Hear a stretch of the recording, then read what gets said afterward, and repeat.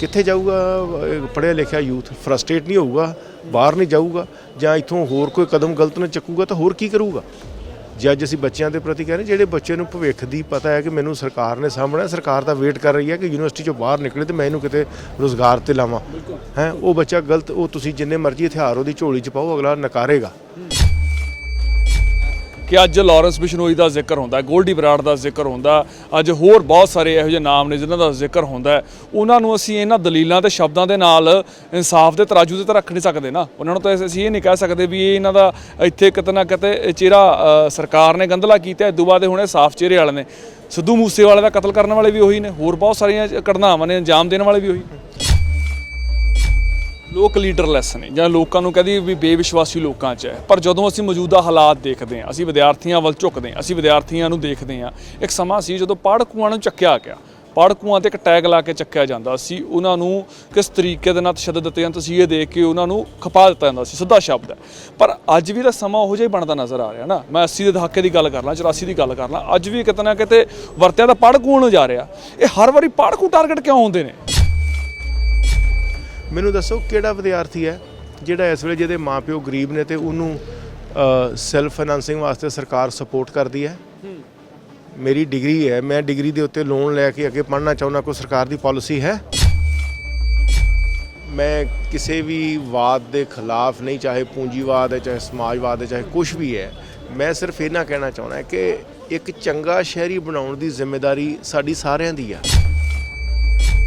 हाँ, वो एक बारी हालात इस तरह के हो जाते कि बंदा सिस्टम तो डीरेल हो जाता है और ਉਹਦੇ ਵਿੱਚ ਫਿਰ ਉਹ ਗਾਂ ਵਾਧਾ ਇੰਨਾ ਕੁ ਅੱਗੇ ਵੱਧ ਜਾਂਦਾ ਹੈ ਕਿ ਪਿੱਛੇ ਮੁੜਨਾ ਔਖਾ ਹੋ ਜਾਂਦਾ ਹੈ।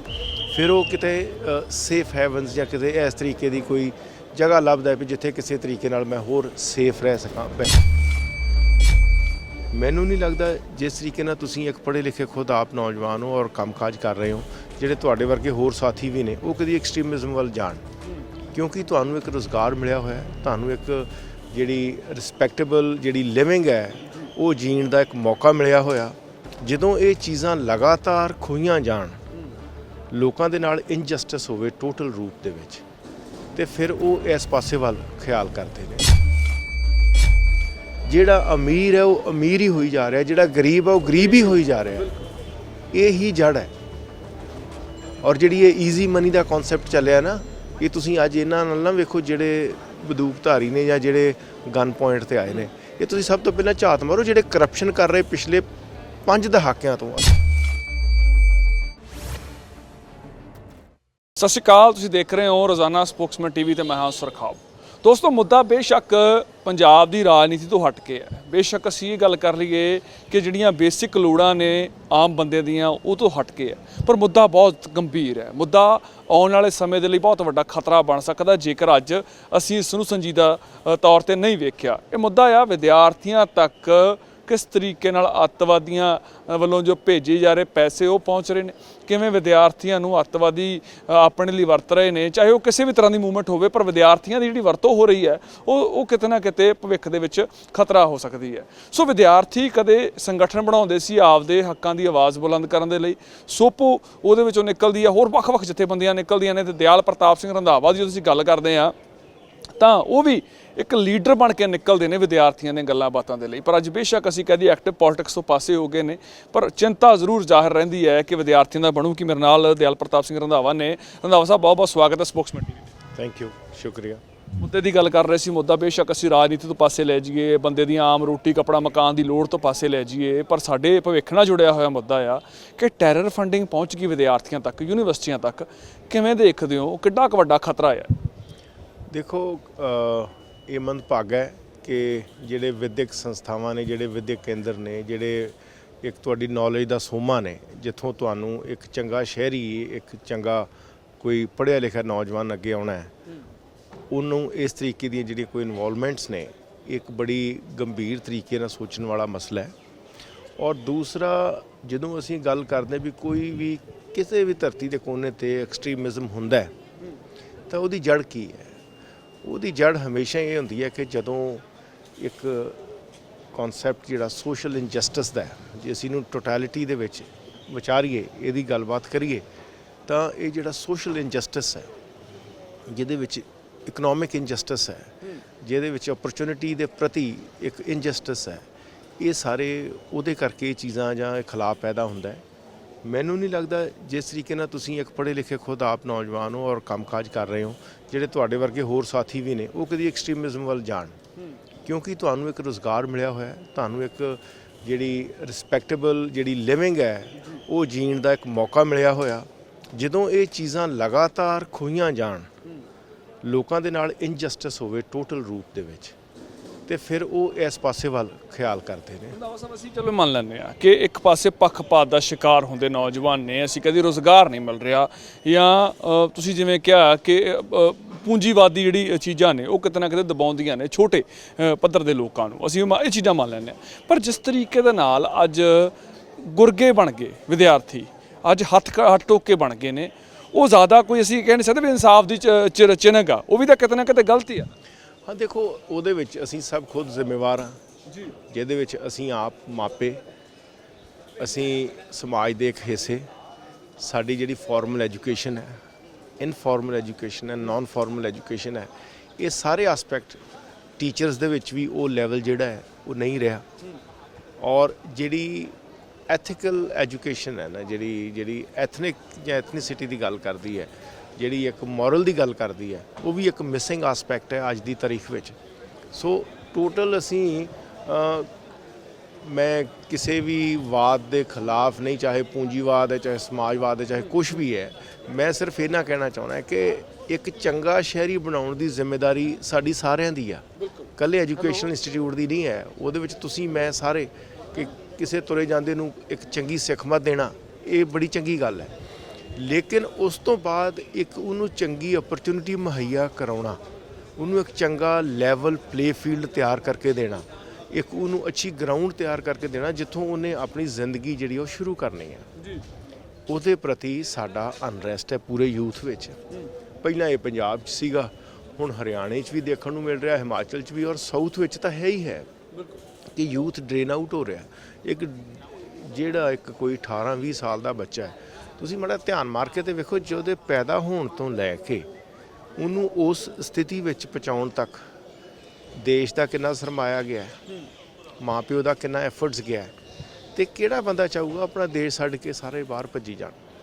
ਇਹਦਾ ਮਤਲਬ ਕਿਤੇ ਨਾ ਕਿਤੇ ਸਾਡੇ ਸਿਸਟਮ 'ਚ ਫਲॉ ਹੈ ਕਿ ਅਸੀਂ ਉਹਨਾਂ ਨੂੰ ਇੱਥੇ ਰੱਖ ਪਾਉਣ ਦੇ ਵਿੱਚ, ਇੱਕ ਤਾਂ ਅਸੀਂ ਉਹਨਾਂ ਨੂੰ ਉਹ ਵਿਸ਼ਵਾਸ ਨਹੀਂ ਦੇ ਪਾ ਰਹੇ, ਇੱਕ ਓਪਰਚੁਨਿਟੀ ਨਹੀਂ ਦੇ ਪਾ ਰਹੇ।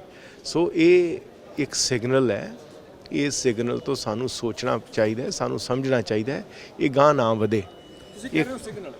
ਸੰਕੇਤ ਹੈ, ਇੱਕ ਬਹੁਤ ਖਤਰਨਾਕ ਸੰਕੇਤ ਹੈ ਕਿ ਵਿਦਿਆਰਥੀ ਘਰੋਂ ਆਉਂਦਾ, ਅਸੀਂ ਕਹਿ ਦਈਏ ਕਿ ਪਿੰਡੋਂ ਆਉਂਦਾ, ਬਸਤਾ ਚੱਕਦਾ, ਪਿੰਡ ਦੇ ਵਿੱਚ ਘਰਦਿਆਂ ਨੂੰ ਇਹ ਹੁੰਦਾ ਕਿ ਸਾਡਾ ਪੁੱਤ ਜਾਊਗਾ ਯੂਨੀਵਰਸਿਟੀ 'ਚ ਪੜ੍ਹੂਗਾ, ਹੋ ਸਕਦਾ ਸਾਡੇ ਜਿਹੜੇ ਮੰਦਹਾਲੀ ਦੇ ਟਾਈਮ ਉਹ ਕੱਟੇ ਜਾਣਗੇ, ਭਵਿੱਖ ਵੇਖਦੇ ਨੇ, ਉਸ 'ਚ ਮਾਪੇ ਵੀ ਦੇਖਦੇ ਨੇ।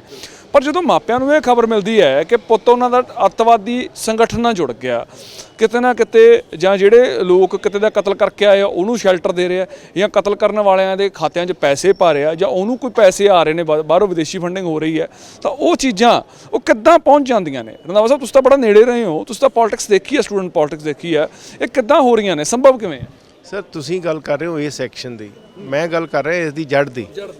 ਜੜ ਇਹ ਹੈ ਕਿ ਜਦੋਂ ਇੱਕ ਮਿਸਟਰਸਟ ਹੈ, ਗਵਰਨੈਂਸ ਕਿਸੇ ਵੀ ਤਰ੍ਹਾਂ ਦੀ ਸਰਕਾਰ ਦੀ ਆਉਂਦੀ ਹੈ, ਕਿਸੇ ਵੀ ਸੋਚ, ਕਿਸੇ ਵੀ ਪੱਖੀ ਸਰਕਾਰ ਦੀ ਆਉਂਦੀ ਹੈ, ਤਾਂ ਉਹ ਅਣਗੌਲਿਆਂ ਹੁੰਦਾ ਜਿਹੜਾ ਸਾਰਾ ਥੱਲੇ ਦਾ ਥੱਲੇ ਸਟ੍ਰੈਟ ਹੈ, ਜਿਹੜਾ ਲੋਅਰ ਇਲੈਕਟੋਰੇਟ ਜਾਂ ਜਿਹੜਾ ਲੋਅਰ ਸੋਸ਼ਲ ਸਟ੍ਰੈਟ ਹੈ, ਉਹਦੀਆਂ ਬਹੁਤ ਜ਼ਿਆਦਾ ਆਸਾਂ ਉਮੀਦਾਂ ਨੇ, ਉਹਨੂੰ ਦੇਖ ਕੇ ਹੀ ਅਗਲੇ ਬੰਦੇ ਨੂੰ ਚੁਣ ਕੇ ਅੱਗੇ ਲਿਆਉਂਦੇ ਆ। ਪਰ ਉਹ ਜਿਹੜਾ ਮਿਸਟਰਸਟ ਦੁਬਾਰਾ ਪੈਦਾ ਹੋ ਰਿਹਾ, ਬਾਰ-ਬਾਰ ਪੈਦਾ ਹੋ ਰਿਹਾ, ਇਹ ਉਹੀ ਕਾਰਨ ਹੈ ਜਿਹਦੇ ਕਰਕੇ ਲੋਕ ਇਸ ਜਿਹੜੀ ਪਵਿੱਤਰ ਧਰਤੀ ਹੈ, ਮੈਂ ਸਮਝਦਾ ਗੁਰੂਆਂ ਪੀਰਾਂ ਫਕੀਰਾਂ ਦੀ ਧਰਤੀ ਹੈ, ਔਰ ਇੱਥੇ ਦਾ ਜੰਪਲ ਦੁਨੀਆ ਦੇ ਕਿਸੇ ਕੋਨੇ ਤੇ ਵੀ ਘੱਲ ਦਿਓ, ਕਾਮਯਾਬ ਹੋ ਕੇ ਵਾਪਸ ਆਏਗਾ। ਪਰ ਆਪਣੇ ਹੀ ਜਿਹੜਾ ਮਤਲਬ ਕਿ ਮਦਰ ਫਰੰਟ ਆ, ਇੱਥੇ ਜਿਹੜਾ ਉਹਦੀ ਆਪਣੀ ਧਰਤੀ ਮਾਤਾ ਹੈ, ਇੱਥੇ ਉਹਨੂੰ ਖਲੋ ਕੇ ਕੰਮ ਕਰਨ ਦੇ ਵਿੱਚ ਬੜੀ ਕਮੀ ਮਹਿਸੂਸ ਹੋ ਰਹੀ ਹੈ, ਸਫੋਕੇਸ਼ਨ ਮਹਿਸੂਸ ਹੋ ਰਹੀ ਹੈ, ਇਨਸਿਕਿਉਰਿਟੀ ਮਹਿਸੂਸ ਹੋ ਰਹੀ ਹੈ। ਇਹਨੂੰ ਆਪਾਂ ਕੀ ਕਵਾਂਗੇ? ਸੋ ਜੜ ਉਹ ਹੈ ਸਾਨੂੰ, ਹਾਂ ਅਸੀਂ ਮੰਨ ਲਿਆ ਜੜ ਉਹ ਹੈ। ਪਰ ਜਦੋਂ ਅਸੀਂ ਗੱਲ ਕਰਦੇ ਹਾਂ ਕਿ ਵੱਖੋ ਵੱਖਰੇ ਤਰੀਕੇ, ਸੋਪੋ ਬਣੇ ਜਾਂ ਹੋਰ ਬਹੁਤ ਸਾਰੇ ਜਥੇਬੰਦੀਆਂ, ਉਦੋਂ ਗੱਲ ਹੁੰਦੀ ਸੀ ਵਿਦਿਆਰਥੀਆਂ ਦੇ ਹੱਕਾਂ ਦੀ। ਯੂਨੀਵਰਸਿਟੀਆਂ ਦੇ ਵਿੱਚ ਜਿਸ ਤਰੀਕੇ ਨਾਲ ਵਿਦਿਆਰਥੀਆਂ ਦੀ ਇੱਕ ਵਿੰਗ ਦੀ ਲੋੜ ਸੀ ਜਾਂ ਵਿਦਿਆਰਥੀਆਂ ਦੇ ਹੱਕਾਂ ਦੀ ਲੋੜ ਸੀ, ਉਹਨਾਂ ਦੀ ਗੱਲ ਹੁੰਦੀ ਸੀ। ਉਸ ਤੋਂ ਬਾਅਦ ਉਹ ਸਟੂਡੈਂਟ ਪੋਲਿਟਿਕਸ ਦੇ ਵਿੱਚੋਂ ਇੱਕ ਐਕਸਟ੍ਰੀਮ ਜਿਹੜੀ ਐਕਟਿਵ ਪੋਲਿਟਿਕਸ ਆ ਉਹ ਨਿਕਲਦੀ ਹੈ। ਪਰ ਜਦੋਂ ਉਹ ਸਟੂਡੈਂਟ ਪੋਲਿਟਿਕਸ ਅਸੀਂ ਕਹਿ ਦਈਏ ਅਪਰਾਧ ਵੱਲ ਤੁਰ ਜਾਂਦੀ ਹੈ, ਉਹਦੇ ਵਿੱਚ ਕੁਝ ਚਿਹਰੇ ਅਪਰਾਧਿਕ ਤੌਰ ਤੇ ਵਰਤੇ ਗਏ, ਅਪਰਾਧੀ ਦੇ ਵਿੱਚੋਂ ਜਾਣੇ ਜਾਏ, ਫਿਰ ਉਹ ਹੁਣ ਗੈਂਗਸਟਰ ਬਾਅਦ ਅੱਤਵਾਦੀ ਬਣ ਗਏ, ਉਹ ਵੀ ਤਾਂ ਕਿਤੇ ਨਾ ਕਿਤੇ ਇਸੇ ਚੀਜ਼ ਚੋਂ ਨਿਕਲ ਰਹੀ ਹੈ ਨਾ। ਖਾਸ ਤੌਰ ਤੇ ਅਸੀਂ ਗੱਲ ਕਰਦੇ ਹਾਂ ਤਾਂ ਇਸੇ ਚੀਜ਼ ਦੇ ਵਿੱਚੋਂ ਹੀ ਧੁਰਾ ਤਾਂ ਇਹੀ ਬਣ ਰਿਹਾ ਨਾ। ਹਾਂ, ਉਹ ਇੱਕ ਵਾਰੀ ਹਾਲਾਤ ਇਸ ਤਰ੍ਹਾਂ ਦੇ ਹੋ ਜਾਂਦੇ ਕਿ ਬੰਦਾ ਸਿਸਟਮ ਤੋਂ ਡੀਰੇਲ ਹੋ ਜਾਂਦਾ ਹੈ, ਔਰ ਉਹਦੇ ਵਿੱਚ ਫਿਰ ਉਹ ਗਾਂਹ ਵਾਧਾ ਇੰਨਾ ਕੁ ਅੱਗੇ ਵੱਧ ਜਾਂਦਾ ਹੈ ਕਿ ਪਿੱਛੇ ਮੁੜਨਾ ਔਖਾ ਹੋ ਜਾਂਦਾ ਹੈ। ਫਿਰ ਉਹ ਕਿਤੇ ਸੇਫ ਹੈਵਨਸ ਜਾਂ ਕਿਤੇ ਇਸ ਤਰੀਕੇ ਦੀ ਕੋਈ ਜਗ੍ਹਾ ਲੱਭਦਾ ਵੀ ਜਿੱਥੇ ਕਿਸੇ ਤਰੀਕੇ ਨਾਲ ਮੈਂ ਹੋਰ ਸੇਫ ਰਹਿ ਸਕਾਂ, ਬੈਟਰ, ਜਿਹੜਾ ਕਿ ਆਪਣੇ ਆਪ ਨੂੰ ਕਦੀ ਪਿਛਾਂਹ ਨੂੰ ਮੁੜ ਕੇ ਵੇਖਾਂ ਤੇ ਮੈਂ ਕਦੀ ਮੁੱਖ ਧਾਰਾ 'ਚ ਸ਼ਾਮਲ ਹੋ ਜਾਵਾਂ।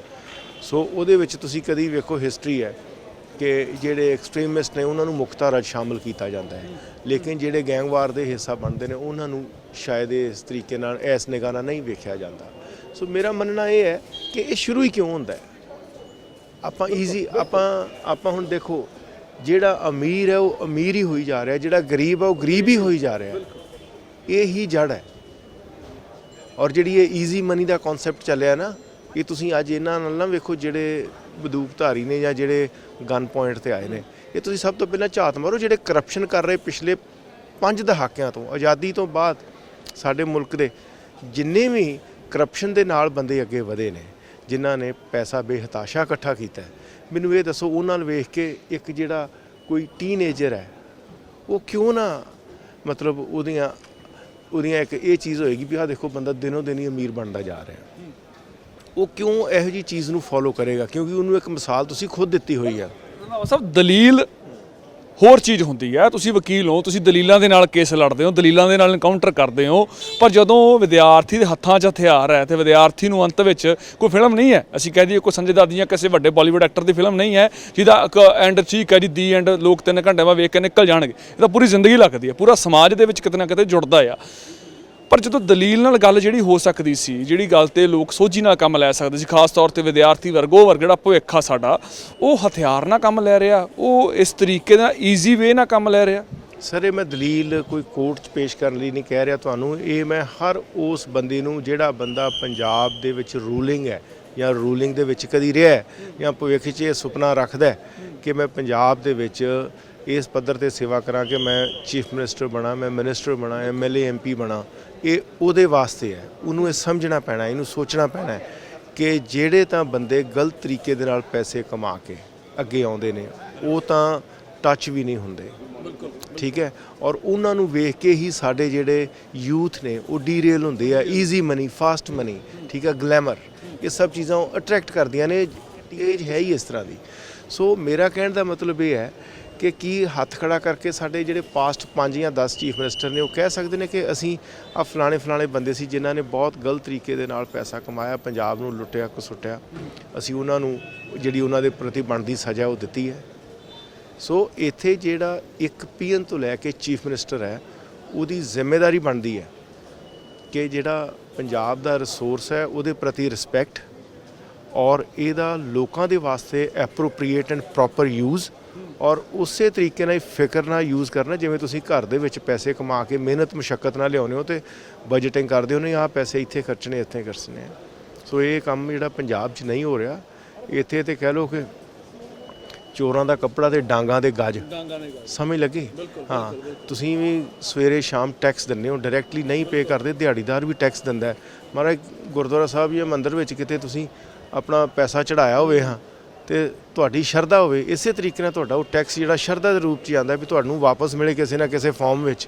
ਤੇ ਜਦੋਂ ਲੁੱਟ ਘਸੁੱਟ ਦੇ ਵਿੱਚ ਨਿਕਲਦਾ ਉਹਨੂੰ ਸਮਝ ਨਹੀਂ ਹੈ ਜਿਹੜੇ ਬੰਦੇ ਨੇ ਵੋਟ ਪਾਉਣੀ ਹੈ, ਜਿੰਨੇ ਆ ਟੈਕਸ ਦਿੱਤਾ, ਪਰ ਉਹਦੇ ਦਿਲ ਤੇ ਜ਼ਰੂਰ ਹੈ ਕਿ ਮੇਰੇ ਨਾਲ ਇੱਕ ਪ੍ਰੋਮਿਸ ਕੀਤਾ ਸੀ ਮੈਨੂੰ ਇੱਕ ਚੰਗਾ ਪਲੇਟਫਾਰਮ ਜੀਣ ਲਈ ਮਿਲੇਗਾ, ਉਹ ਨਹੀਂ ਦਿੱਤਾ। ਸੋ ਇਹਨੂੰ ਗੰਭੀਰਤਾ ਨਾਲ ਸੋਚ ਕੇ ਵੇਖੋ। ਸੰਭਾਲਣਾ ਪੰਜਾਬ ਨੂੰ ਹੈ ਤੇ ਜਵਾਨੀ ਵੀ ਆਪਣੇ ਆਪ ਸੰਭਾਲੀ ਜਾਣੀ ਹੈ, ਲੋਕ ਵੀ ਆਪਣੇ ਆਪ ਸੰਭਾਲੇ ਜਾਣੇ ਆ। ਅਸੀਂ ਅਪਰਚੁਨਿਟੀ ਦੇਣੀ ਹੈ ਤਾਂ ਕਿ ਯੂਥ ਇੱਥੇ ਰਹਿ ਕੇ ਕੰਮਕਾਜ ਕਰੇ ਔਰ ਇੱਥੇ ਦੀ ਜਿਹੜਾ ਸਿਸਟਮ ਹੈ, ਇੱਥੇ ਦਾ ਜਿਹੜਾ ਤੁਹਾਡਾ ਇਨਫਰਾ ਹੈ, ਉਹ এনवायरमेंट ਹੈਗਾ ਇਸ ਤਰੀਕੇ ਦਾ ਹੋਣਾ ਚਾਹੀਦਾ ਕਿ ਲੋਕ ਪ੍ਰੈਫਰ ਕਰਨ, ਯਾਰ ਮੈਂ ਬਿਜ਼ਨਸ ਕੈਨੇਡਾ, USA, ਇੰਗਲੈਂਡ 'ਚ ਕਰ ਲਿਆ, ਮੈਂ ਹੁਣ ਪੰਜਾਬ 'ਚ ਕਰਦਾ।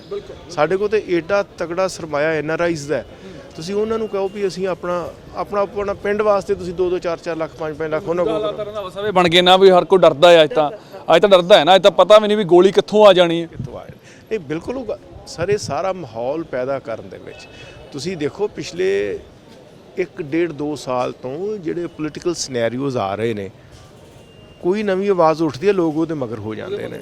ਇਸ ਕਰਕੇ ਵੀ ਅਜੇ ਤੱਕ ਵੀ ਲੋਕਾਂ ਦਾ ਜਿਹੜਾ ਮਿਸਟਰਸਟ ਹੈ ਗਵਰਨੈਂਸ ਪ੍ਰਤੀ, ਸਰਕਾਰਾਂ ਪ੍ਰਤੀ, ਉਹ ਬਣਿਆ ਹੋਇਆ ਹੈ। ਲੀਡਰਲੈਸ ਵੀ ਕਹਿ ਲਓ ਜਾਂ ਕਹਿ ਲਓ, ਲਗਾਤਾਰ ਧੋਖਾ ਜਿਹਦੇ ਨਾਲ ਹੋਈ ਜਾਵੇ ਨਾ, ਛੇਤੀ ਕੀਤਾ ਯਕੀਨ ਕਈ ਵਾਰੀ ਰੱਬ ਤੇ ਵੀ ਨਹੀਂ ਆਉਂਦਾ। ਜਦੋਂ ਬੰਦੇ ਨਾਲ ਗਲਤੀ ਹੋਈ ਜਾਵੇ, ਧੋਖਾ ਹੀ ਹੋ ਜਾਵੇ, ਇਹ ਬੜੀ ਵੱਡੀ ਗੱਲ ਹੈ। ਕਿ ਸਭ ਤੋਂ ਪਹਿਲਾਂ ਤਾਂ ਯਕੀਨ ਬਣਾਉਣਾ ਪੈਣਾ ਲੋਕਾਂ ਦੇ ਵਿੱਚ, ਜਿਹੜੀ ਇਹ ਬੇਵਿਸ਼ਵਾਸੀ ਹੈ ਇਹਨੂੰ ਦੂਰ ਕਰਨਾ ਪੈਣਾ। ਲੋਕ ਲੀਡਰਲੈਸ ਨੇ ਜਾਂ ਲੋਕਾਂ ਨੂੰ ਕਹਦੀ ਵੀ ਬੇਵਿਸ਼ਵਾਸੀ ਲੋਕਾਂ 'ਚ ਹੈ। ਪਰ ਜਦੋਂ ਅਸੀਂ ਮੌਜੂਦਾ ਹਾਲਾਤ ਦੇਖਦੇ ਹਾਂ, ਅਸੀਂ ਵਿਦਿਆਰਥੀਆਂ ਵੱਲ ਝੁਕਦੇ ਹਾਂ, ਅਸੀਂ ਵਿਦਿਆਰਥੀਆਂ ਨੂੰ ਦੇਖਦੇ ਹਾਂ। ਇੱਕ ਸਮਾਂ ਸੀ ਜਦੋਂ ਪੜ੍ਹਕੂਆਂ ਨੂੰ ਚੱਕਿਆ ਗਿਆ, ਪੜ੍ਹਕੂਆਂ ਤੇ ਇੱਕ ਟੈਗ ਲਾ ਕੇ ਚੱਕਿਆ ਜਾਂਦਾ ਸੀ। ਉਹਨਾਂ ਨੂੰ ਕਿਸ ਤਰੀਕੇ ਦੇ ਨਾਲ ਤਸ਼ੱਦਦ ਦਿੱਤੇ ਜਾਂਦੇ ਸੀ, ਇਹ ਦੇਖ ਕੇ ਉਹਨਾਂ ਨੂੰ ਖਪਾ ਦਿੱਤਾ ਜਾਂਦਾ ਸੀ, ਸਿੱਧਾ ਸ਼ਬਦ ਹੈ। ਪਰ ਅੱਜ ਵੀ ਤਾਂ ਸਮਾਂ ਉਹੋ ਜਿਹਾ ਹੀ ਬਣਦਾ ਨਜ਼ਰ ਆ ਰਿਹਾ ਨਾ। ਮੈਂ 80 ਦੇ ਦਹਾਕੇ ਦੀ ਗੱਲ ਕਰ ਲਾਂ, 84 ਦੀ ਗੱਲ ਕਰ ਲਾਂ, ਅੱਜ ਵੀ ਕਿਤੇ ਨਾ ਕਿਤੇ ਵਰਤਿਆ ਤਾਂ ਪੜ੍ਹਕੂਆਂ ਨੂੰ ਜਾ ਰਿਹਾ। ਇਹ ਹਰ ਵਾਰੀ ਪੜ੍ਹਕੂ ਟਾਰਗੇਟ ਕਿਉਂ ਆਉਂਦੇ ਨੇ? ਦੇਖੋ ਅਵੇਅਰ ਕਲਾਸ ਹੈ, ਸਭ ਤੋਂ ਵੱਧ ਇਹ ਹੈ ਕਿ ਜਿਹੜੀ ਟੀਨ ਏਜਰ ਹੈ, ਇੱਕ ਤਾਂ ਉਹ ਜਜ਼ਬਾਤੀ ਬਹੁਤ ਜ਼ਿਆਦਾ ਹੁੰਦਾ ਹੈ। ਦੂਸਰਾ ਮੈਂ ਇੱਕ ਪਹਿਲਾਂ ਫਰੇਜ਼ ਯੂਜ਼ ਕੀਤੀ ਹੈ ਜਿਹੜੀ ਸੋਸ਼ਲ ਇਨਜਸਟਿਸ ਦੀ ਕੀਤੀ ਹੈ। ਕੋਈ ਵੀ ਜਿਹੜਾ ਪੜ੍ਹਿਆ ਲਿਖਿਆ ਨਾ, ਉਹ ਇਨਜਸਟਿਸ ਦੇ ਖਿਲਾਫ ਸਭ ਤੋਂ ਪਹਿਲਾਂ ਅਵੇਅਰ ਹੋਊਗਾ, ਤੇ ਜੇ ਉਹਦੇ 'ਚ ਹਿੰਮਤ ਹੈਗੀ ਹੈ ਤਾਂ ਸਭ ਤੋਂ ਪਹਿਲਾਂ ਉਹਦੇ ਖਿਲਾਫ ਖੜਾ ਵੀ ਹੋਊਗਾ। ਉਹ ਖੜਾ ਹੋ ਕੇ ਜੇ ਤਾਂ ਸਿਸਟਮ ਆਪਣੇ ਆਪ ਨੂੰ ਠੀਕ ਕਰੇ ਵੀ ਇਸ ਆਵਾਜ਼ ਦੇ ਵਿੱਚ ਜਾਂ ਇਸ ਡਾਇਲੈਕਟ ਦੇ ਵਿੱਚ ਕੋਈ ਰੀਜ਼ਨਿੰਗ ਹੈਗੀ ਹੈ, ਤਾਂ ਸਿਸਟਮ ਨੂੰ ਮੋਲਡ ਹੋਣਾ ਚਾਹੀਦਾ ਹੈ, ਤਬਦੀਲ ਹੋਣਾ ਚਾਹੀਦਾ, ਡਿਲੀਵਰ ਕਰਨਾ ਚਾਹੀਦਾ ਹੈ। ਤਾਂ ਅਸੀਂ ਮੰਨ ਸਕਦੇ ਹਾਂ ਕਿ ਉਹ ਸਿਸਟਮ ਸਹੀ ਹੈ। ਤੇ ਜੇ ਸਿਸਟਮ ਉਹਨੂੰ ਇਗਨੋਰ ਕਰੇ, ਉਹਨੂੰ ਪਰੇ ਸੁੱਟੇ, ਤੇ ਉਹਦਾ ਅੱਗਿਓਂ ਵਾਇਲੈਂਟ ਹੋਣਾ ਸੁਭਾਵਿਕ ਹੈ। ਪਰ ਇਹਦੇ ਨਾਲ ਰੰਧਾਵਾ ਸਾਹਿਬ ਚਲੋ ਮੰਨ ਲਿਆ ਵਾਇਲੈਂਟ ਹੋਣਾ ਸੁਭਾਵਿਕ ਹੈ, ਪਰ ਉਦੋਂ ਬਾਅਦ ਜਦੋਂ ਲਾਈਮਲਾਈਟ ਮਿਲਣਾ ਹੈ, ਮੈਂ ਸਿੱਧੇ ਤੌਰ ਤੇ ਗੱਲ ਕਰਦਾ ਕਿ ਅੱਜ ਲਾਰੈਂਸ ਬਿਸ਼ਨੋਈ ਦਾ ਜ਼ਿਕਰ ਹੁੰਦਾ, ਗੋਲਡੀ ਬਰਾੜ ਦਾ ਜ਼ਿਕਰ ਹੁੰਦਾ, ਅੱਜ ਹੋਰ ਬਹੁਤ ਸਾਰੇ ਇਹੋ ਜਿਹੇ ਨਾਮ ਨੇ ਜਿਨ੍ਹਾਂ ਦਾ ਜ਼ਿਕਰ ਹੁੰਦਾ। ਉਹਨਾਂ ਨੂੰ ਅਸੀਂ ਇਹਨਾਂ ਦਲੀਲਾਂ ਤੇ ਸ਼ਬਦਾਂ ਦੇ ਨਾਲ ਇਨਸਾਫ ਦੇ ਤਰਾਜੂ 'ਤੇ ਤਾਂ ਰੱਖ ਨਹੀਂ ਸਕਦੇ ਨਾ। ਉਹਨਾਂ ਨੂੰ ਤਾਂ ਅਸੀਂ ਇਹ ਨਹੀਂ ਕਹਿ ਸਕਦੇ ਵੀ ਇਹ ਇਹਨਾਂ ਦਾ ਇੱਥੇ ਕਿਤੇ ਨਾ ਕਿਤੇ ਚਿਹਰਾ ਸਰਕਾਰ ਨੇ ਗੰਧਲਾ ਕੀਤਾ, ਇਦੋਂ ਬਾਅਦ ਹੁਣ ਇਹ ਸਾਫ਼ ਚਿਹਰੇ ਵਾਲੇ ਨੇ। ਸਿੱਧੂ ਮੂਸੇਵਾਲੇ ਦਾ ਕਤਲ ਕਰਨ ਵਾਲੇ ਵੀ ਉਹੀ ਨੇ, ਹੋਰ ਬਹੁਤ ਸਾਰੀਆਂ ਘਟਨਾਵਾਂ ਨੇ ਅੰਜਾਮ ਦੇਣ ਵਾਲੇ ਵੀ ਉਹੀ ਨੇ। ਬਹੁਤ ਮੰਦਭਾਗਾ ਹੈ ਕਿਸੇ ਵੀ ਬੱਚੇ ਦਾ ਮਾਪਿਓ ਤੋਂ ਖੁੱਸ ਜਾਣਾ ਕਿਸੇ ਵੀ ਕਾਰਨਵਸ਼, ਔਰ ਉਹ ਵੀ ਜਵਾਨੀ ਦੇ ਵਿੱਚ, ਬਹੁਤ ਮੰਦਭਾਗਾ ਹੈ। ਪਰ ਗੱਲ ਇਹ ਕਿ ਇਹ ਸਾਰੇ ਸਿਸਟਮ ਨੂੰ ਇਨ ਟੋਟੈਲਿਟੀ ਦੇ ਵਿੱਚ ਜੇ ਦੇਖਿਆ ਜਾਏ ਤਾਂ ਕਿਤੇ ਨਾ ਕਿਤੇ ਸਾਡੀ ਸਾਰਿਆਂ ਦੀ ਜ਼ਿੰਮੇਵਾਰੀ ਥੋੜ੍ਹੀ ਮਿਲਾ ਕੇ ਬਣਦੀ ਹੈ। ਪੰਜਾਬ ਦੇ ਵਿੱਚ ਕਦੇ ਵੀ ਅਸੀਂ ਕਦੀ ਸੋਚਿਆ ਹੀ ਨਹੀਂ ਸੀਗਾ ਵੀ ਇੱਥੇ ਕਦੀ ਕੋਈ ਜਿਹੋ ਜਿਹਾ ਬਿਹਾਰ ਯੂਪੀ ਦਾ ਕਲਚਰ ਹੈ ਕਦੀ ਇੱਥੇ ਵੀ ਆਏਗਾ, ਲੇਕਿਨ ਉਹ ਆਇਆ। ਉਹ ਮੰਦਭਾਗਾ ਹੈ। ਉਸੇ ਚੀਜ਼ ਨੂੰ ਹੀ ਜੇ ਅਸੀਂ ਟਰੇਸ ਆਊਟ ਕਰਦੇ ਹਾਂ ਤਾਂ ਮੈਨੂੰ ਨਹੀਂ ਲੱਗਦਾ ਕਿ ਸਨ 90 ਤੋਂ ਪਹਿਲਾਂ ਜਾਂ 2000 ਜਾਂ ਉਸ ਤੋਂ ਪਹਿਲਾਂ ਕਦੀ ਪੰਜਾਬ ਦੇ ਵਿੱਚ ਇਹੋ ਜਿਹਾ ਕਲਚਰ ਸੀਗਾ ਵੀ, ਜਾਂ ਕਦੀ ਸੋਚਿਆ ਵੀ ਸੀ, ਪਰ ਉਹ ਵੀ ਆ ਗਿਆ। ਸੋ ਉਹਦੇ ਪਿੱਛੇ ਵੀ ਮੇਰਾ ਮੰਨਣਾ ਇਹ ਹੈ ਕਿ ਕਿਤੇ ਨਾ ਕਿਤੇ ਜਿਹੜੇ ਸਾਡੀ ਸਿਆਸੀ ਸ਼ੈ ਹੁੰਦੀ ਹੈ, ਜਿੱਥੇ ਉਹ ਅਨਰੀਚ ਨਹੀਂ ਕਰ ਸਕਦੇ ਤੇ ਇਹੋ ਜਿਹੇ ਹੱਥਕੰਡੇ ਅਪਣਾਉਂਦੇ ਨੇ, ਉਹਨਾਂ ਤੋਂ ਬਿਨਾਂ ਇਹੋ ਜਿਹੀ ਚੀਜ਼ ਦਾ ਪਨਪਣਾ ਬਹੁਤ ਮੁਸ਼ਕਲ ਹੈ। ਔਰ ਮੇਰਾ ਮੰਨਣਾ ਇਹ ਹੈ ਕਿ ਜੇ ਸਾਫ਼ ਨੀਤੀ ਔਰ ਨੀਅਤ ਦੇ ਨਾਲ ਸਰਕਾਰ ਕੋਈ ਚਲਾਵੇ ਤਾਂ ਇਹ ਸਭ ਚੀਜ਼ਾਂ ਹੌਲੀ ਖਤਮ ਵੀ ਹੋ ਸਕਦੀਆਂ ਔਰ ਮੁਕਤਾ ਰਚ ਤੌਰ ਤੇ ਹੋ ਸਕਦਾ। ਤੁਸੀਂ ਕਹਿੰਦੇ ਹੋ ਵੀ ਸਿਆਸਤ ਕਿਤੇ ਨਾ ਕਿਤੇ ਪਨਪਾਉਂਦੀ ਹੈ, ਪਨਾਹ ਦਿੰਦੀ ਹੈ। ਬਿਲਕੁਲ, ਮੈਂ ਇਹ ਸਮਝਦਾ ਕਿ ਜਿਹੜੀ ਵੀ ਇੰਟੈਲੀਜੈਂਸ ਕੋਈ ਏਜੰਸੀਜ਼ ਨੇ ਜਾਂ ਹੋਰ ਲਾਅ ਇਨਫੋਰਸਮੈਂਟ ਦੀਆਂ ਏਜੰਸੀਜ਼ ਨੇ ਜਾਂ ਜਿਹੜੀਆਂ ਸਰਕਾਰਾਂ ਨੇ, ਪਾਲਿਸੀ ਮੇਕਰ ਨੇ, ਬਿਊਰੋਕ੍ਰੇਸੀ ਹੈ, ਪੁਲਿਸਿੰਗ ਹੈ, ਕਿਤੇ ਨਾ ਕਿਤੇ ਵੱਡੇ ਫਲॉज ਨੇ ਜਿਹਦੇ ਕਰਕੇ ਇਹ ਚੀਜ਼ਾਂ ਪੈਦਾ ਹੋ ਰਹੀਆਂ ਨੇ, ਗਰੋ ਕਰ ਰਹੀਆਂ ਨੇ। ਇਹ ਡੀਪ ਨੈਕਸਸ ਹੈ, ਇਹਨੂੰ ਬ੍ਰੇਕ ਕਰਨ ਦੀ ਲੋੜ ਹੈ ਔਰ ਲੋਕਾਂ ਨੂੰ ਮੁੱਖ ਧਾਰਾ ਵਿੱਚ ਜੋੜਨ ਦੀ ਲੋੜ ਹੈ। ਸਾਨੂੰ ਇੱਕ ਟਰਸਟ ਪੈਦਾ ਕਰਨ ਦੀ ਲੋੜ ਹੈ ਲੋਕਾਂ ਦੇ ਮਨ ਦੇ ਵਿੱਚ ਵੀ ਨਹੀਂ, ਇਹ ਸਰਕਾਰ ਜਿਹੜੀ ਹੈ ਤੁਹਾਡੀ ਹੈ, ਇਹ ਸਿਸਟਮ ਜਿਹੜਾ ਤੁਹਾਡਾ ਹੈ, ਜਿੱਥੇ ਕਿਤੇ ਗਲਤ ਹੈ ਤੁਸੀਂ ਆਵਾਜ਼ ਉਠਾਓ, ਤੁਸੀਂ ਡਾਇਲੋਗ ਵਿੱਚ ਆਓ ਤੇ ਅਸੀਂ ਉਹਨੂੰ ਠੀਕ ਜੇ ਉਹ ਚੀਜ਼ਾਂ ਤੁਹਾਡੀਆਂ ਦਲੀਲਾਂ ਅਪੀਲਾਂ ਸਹੀ ਨੇ ਤਾਂ ਉਹਨੂੰ ਪਾਲਿਸਿੰਗ ਵਿੱਚ ਲੈ ਕੇ ਆਵਾਂਗੇ। ਮੈਨੂੰ ਦੱਸੋ ਕਿਹੜਾ ਵਿਦਿਆਰਥੀ ਹੈ ਜਿਹੜਾ ਇਸ ਵੇਲੇ ਜਿਹਦੇ ਮਾਪਿਓ ਗਰੀਬ ਨੇ ਤੇ ਉਹਨੂੰ ਸੈਲਫ ਫਾਈਨਾਂਸਿੰਗ ਵਾਸਤੇ ਸਰਕਾਰ ਸਪੋਰਟ ਕਰਦੀ ਹੈ? ਮੇਰੀ ਡਿਗਰੀ ਹੈ, ਮੈਂ ਡਿਗਰੀ ਦੇ ਉੱਤੇ ਲੋਨ ਲੈ ਕੇ ਅੱਗੇ ਪੜ੍ਹਨਾ ਚਾਹੁੰਦਾ, ਕੋਈ ਸਰਕਾਰ ਦੀ ਪਾਲਿਸੀ ਹੈ? ਮੇਰੇ ਫਰਜ਼ ਕਰੋ ਮਾਪਿਓ ਨਹੀਂ ਸਪੋਰਟ ਕਰ ਸਕਦੇ ਹੁੰਦੇ ਤਾਂ ਜੇ ਮੇਰੀ ਡਿਗਰੀ ਹੈ, ਮੈਂ ਆਪਣੀ ਡਿਗਰੀ ਗਿਰਵੀ ਰੱਖ ਕੇ ਸਰਕਾਰ ਨੂੰ ਕਹਾਂ ਕਿ ਮੈਨੂੰ ਲੋਨ ਦਿਓ, ਐਜੂਕੇਸ਼ਨ ਲੋਨ, ਕੋਈ ਇਹੋ ਜਿਹੀ ਪਾਲਿਸੀ ਹੈ? ਮੈਂ ਲਾਅ ਪ੍ਰੋਫੈਸ਼ਨ 'ਚ ਆਇਆ, ਅੱਜ ਸਾਨੂੰ 22 25 ਸਾਲ ਹੋ ਗਏ ਪ੍ਰੋਫੈਸ਼ਨ 'ਚ ਆਇਆ। ਜਿਹੜੇ ਘਰੋਂ ਸਰਦੇ ਪੁੱਜਦੇ ਨੇ ਉਹਨਾਂ ਨੂੰ ਸਪੋਰਟ ਦੇ ਨਾਲ ਪ੍ਰੋਫੈਸ਼ਨ ਚੱਲਣਾ ਸੌਖਾ ਹੈ। ਜੇ ਕੋਈ ਮਾਤੜ ਬੰਦਾ ਕਿਸੇ ਸਧਾਰਨ ਪਰਿਵਾਰ 'ਚੋਂ ਆ ਕੇ ਵਕੀਲ ਬਣਦਾ ਹੈ, ਉਹਦੇ ਵਾਸਤੇ ਕੋਈ ਸਰਕਾਰ ਦੀ ਪਾਲਿਸੀ ਹੈ ਕਿ ਬਈ ਤੈਨੂੰ ਬਿਗਨਿੰਗ ਦੇ ਵਿੱਚ ਆ ਚੀਜ਼ਾਂ ਦੀ ਲੋੜ ਹੈ, ਤੈਨੂੰ ਅਸੀਂ ਸੌਫਟ ਲੋਨਸ ਦਿੰਦੇ ਹਾਂ, ਇੰਟਰਸਟ ਫ੍ਰੀ ਲੋਨਸ ਦਿੰਦੇ ਹਾਂ, ਤੂੰ ਆਪਣੀ ਜ਼ਿੰਦਗੀ ਸ਼ੁਰੂ ਕਰ। ਕਿੱਥੇ ਜਾਊਗਾ ਪੜ੍ਹਿਆ ਲਿਖਿਆ ਯੂਥ? ਫਰਸਟ੍ਰੇਟ ਨਹੀਂ ਹੋਊਗਾ, ਬਾਹਰ ਨਹੀਂ ਜਾਊਗਾ, ਜਾਂ ਇੱਥੋਂ ਹੋਰ ਕੋਈ ਕਦਮ ਗਲਤ ਨਾ ਚੱਕੂਗਾ ਤਾਂ ਹੋਰ ਕੀ ਕਰੂਗਾ? ਜੇ ਅੱਜ ਅਸੀਂ ਬੱਚਿਆਂ ਦੇ ਪ੍ਰਤੀ ਕਹਿੰਦੇ ਜਿਹੜੇ ਬੱਚੇ ਨੂੰ ਭਵਿੱਖ ਦੀ ਪਤਾ ਹੈ ਕਿ ਮੈਨੂੰ ਸਰਕਾਰ ਨੇ ਸਾਂਭਣਾ, ਸਰਕਾਰ ਤਾਂ ਵੇਟ ਕਰ ਰਹੀ ਹੈ ਕਿ ਯੂਨੀਵਰਸਿਟੀ ਚੋਂ ਬਾਹਰ ਨਿਕਲੇ ਤੇ ਮੈਂ ਇਹਨੂੰ ਕਿਤੇ ਰੁਜ਼ਗਾਰ ਤੇ ਲਾਵਾਂ, ਹੈ ਉਹ ਬੱਚਾ ਗਲਤ, ਉਹ ਤੁਸੀਂ ਜਿੰਨੇ ਮਰਜ਼ੀ ਹਥਿਆਰ ਉਹਦੀ ਝੋਲੀ 'ਚ ਪਾਓ, ਅਗਲਾ ਨਕਾਰੇਗਾ ਕਿਉਂਕਿ ਉਹਨੂੰ ਆਸ ਹੈਗੀ ਹੈ। ਕੋਈ ਪਾਲਿਸੀ ਯੂਥ ਲਈ, ਸਟੂਡੈਂਟਸ ਲਈ, ਹਾਇਰ ਐਜੂਕੇਸ਼ਨ ਲਈ, ਸੈਲਫ ਇੰਪਲੋਇਮੈਂਟ ਲਈ ਜਾਂ ਇੰਪਲੋਇਮੈਂਟ ਲਈ ਨਹੀਂ ਕਿਸੇ ਨੇ ਦਿੱਤੀ, ਔਰ ਨਾ ਹੀ ਇਹੋ ਜਿਹੀ ਸੋਚ ਹੈ। ਸੋ ਇਸ ਕਰਕੇ ਇਹ ਚੀਜ਼ਾਂ ਨੂੰ ਬੜੀ ਗੰਭੀਰਤਾ ਨਾਲ ਸੋਚਣ ਦੀ ਲੋੜ ਹੈ। ਹਾਂ, ਅਸੀਂ ਇਹ ਕਹਿ ਤੇ ਦਿੰਦੇ ਹਾਂ ਕਿ ਯਾਰ ਯੂਥ ਉੱਧਰ ਚਲਾ ਗਿਆ। ਯੂਥ ਚਲਾ ਕਿਵੇਂ ਗਿਆ? ਜਿਹੜੇ ਮਾਂ ਪਿਓ ਨੇ ਆਪਣੇ ਬੱਚਿਆਂ ਨੂੰ ਫੌਜ 'ਚ ਘੱਲਿਆ, ਠੀਕ ਹੈ, ਉਹਨਾਂ ਨੂੰ ਪੁਲਿਸ 'ਚ ਘੱਲਿਆ, ਉਹਨਾਂ ਨੂੰ ਸਿਵਲ ਸਰਵਿਸਿਜ਼ 'ਚ ਘੱਲਿਆ, ਉਹਨਾਂ ਨੂੰ ਵਕਾਲਤ 'ਚ ਘੱਲਿਆ, ਉਹਨਾਂ ਨੂੰ ਕਿਸੇ ਜੁਡੀਸ਼ਰੀ 'ਚ ਘੱਲਿਆ, ਉਹਨਾਂ ਨੂੰ ਪੁੱਛ ਕੇ ਵੇਖੋ ਉਹਨਾਂ ਨੇ ਮਿਹਨਤ ਕੀਤੀ ਹੈ, ਉਹਨਾਂ ਦੇ ਬੱਚੇ ਨਹੀਂ ਵਿਗੜੇ। ਕਦੀ ਕੋਈ ਕੇਸ ਸਟੱਡੀ ਕੀਤੀ ਹੈ? ਕਦੀ ਕੋਈ ਇਹੋ ਜਿਹਾ ਗਵਰਨਮੈਂਟ ਨੇ ਐਨਾਲਿਸਿਸ ਕੀਤਾ ਕਿ ਜਿਹੜੇ ਆਹ ਸਟੂਡੈਂਟ ਨੇ ਜਾਂ ਜਿਹੜਾ ਆਹ ਯੂਥ ਹੈ ਜਿਹੜਾ ਡੀਰੇਲ ਹੋਇਆ, ਇਹਨਾਂ ਦੇ ਪਿੱਛੇ ਕੀ ਕੀ ਕਾਰਨ ਨੇ? ਕਦੀ ਕਿਸੇ ਨੇ ਦੇਖਿਆ? ਆਫਟਰ ਆਲ ਇੱਕ ਪੜ੍ਹਿਆ ਲਿਖਿਆ ਯੂਥ ਹੈ, ਕਿਸੇ ਉਹਦੀ ਸਟਰੋਂਗ ਫੀਲਿੰਗ ਕਿਤੇ ਨਾ ਕਿਤੇ ਇਨਜਸਟਿਸ ਪ੍ਰਤੀ ਹੋਊਗੀ, ਉਹ ਤਾਂ ਹੀ ਇਹ ਕਦਮ ਚੱਕਦਾ ਹੈ। ਹਾਂ, ਮੈਂ ਤਾਂ ਕਈ ਵਾਰੀ ਹਮੇਸ਼ਾ ਇੱਥੇ ਸੈਨੇਟ 'ਚ ਵੀ ਇਹ ਚੀਜ਼ ਕਈ ਵਾਰੀ ਕਹੀ ਦੀ ਹੈ ਕਿ ਜਿੱਥੇ ਵੀ ਤੁਹਾਨੂੰ ਕੋਈ ਵੀ ਇਹੋ ਜਿਹਾ ਸਟੈਪ ਲੱਗਦਾ ਕਿ ਜਿਹਦੇ ਨਾਲ ਯੂਥ ਹੁਣ ਸਾਡੇ ਜ਼ਿਆਦਾ ਜਿਹੜੀ ਤਾਦਾਦ ਹੈ ਸੈਨੇਟ ਦੇ ਵਿੱਚ ਟੀਚਰਸ ਦੀ ਹੈ, ਇਹ 60 ਤੋਂ 65 ਦੀ ਗੱਲ ਕਰਦੇ ਸੀ ਵੀ ਸਾਡੀ ਉਮਰ ਰਿਟਾਇਰਮੈਂਟ ਦੀ 60 ਤੋਂ 65 ਹੋਵੇ। ਮੈਂ ਇਕੱਲਾ ਬੰਦਾ ਸੀਗਾ ਪਿਛਲੇ 8-9 ਸਾਲ ਤੋਂ ਮੈਂ ਇਹਦਾ ਅਪੋਜ਼ ਕਰ ਰਿਹਾ। ਚਲੋ ਹੁਣ ਕੁਝ ਯੰਗ ਸੈਨੇਟਰਸ ਆਏ ਨੇ ਮੇਰੇ ਨਾਲ ਰਲੇ ਨੇ ਇਸ ਵਿਸ਼ੇ ਦੇ ਉੱਤੇ।